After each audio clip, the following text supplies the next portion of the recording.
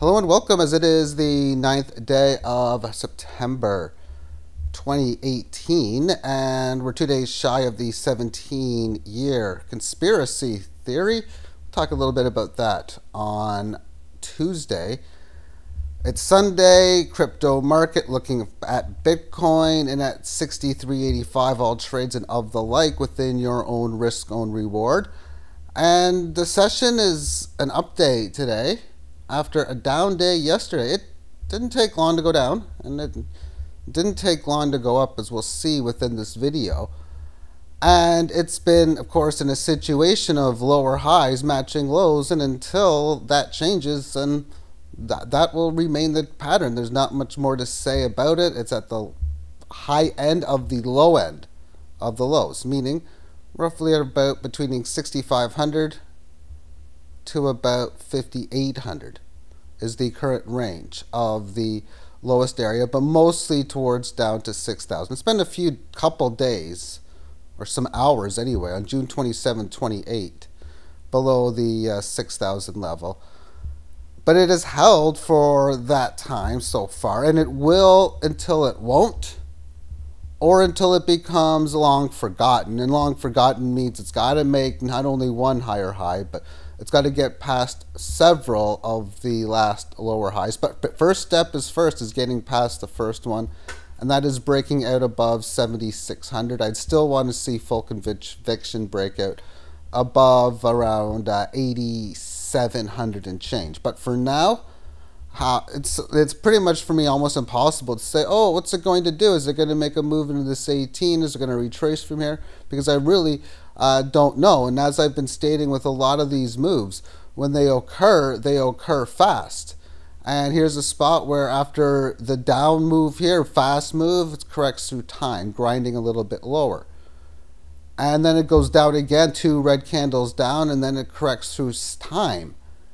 It has a small rally up to the 65, but it's not able to hold it for that long. Breaks below this range. And then this fast move here, spending a decent amount of periods correcting through time. And then it has its reversal close to into the previous range. But in the lower end of it, still nonetheless, it has recaptured that range. And this is what I've called, and this is one of my early named situations when looking at charts. So this is something I was talking about in 2008, is the Bart-Simpson's head formation. This is a reversal of that. And that's when a market goes in the reversal straight down. And then it just trades for a while like this to complete the head shape. And then there's the formation of it. So then, like I've been stating, when these moves happen, whether it be a significant up move or a significant down move, they happen fast. Let's take a look at this at the 1 minute time frame and take a look at this move, and it was fast. So this is the spot where in 4 of the 1 minute candles, you have 1 decent green size, 2 very large green sized candles, and then this last one where the top comes into place. So in a couple hundred seconds, or in that ballpark area, the price action got everything that it lost from a price target of the high 6,100s or almost 6,200 up to about 64.5. So that's a differential of over 250 basis points. That works out to about a 3% move. So now if we take a look at the move down, deja vu, it happens really fast. There's, well, just like the move up, 3 good green candles up. Well, it was 3 good red candles down to do the exact same thing. So a lot of these moves happen really fast. And scrolling back to the daily term time frame, when we look back, especially at the more volatile situations, when it originally came down to 6,000, it was a spot where it fell from the 18 average at 12,000. So that was a fast move just to lose half of its value in a relatively short period of time, in about a week or close to it. This selling in here from about close to 20,000.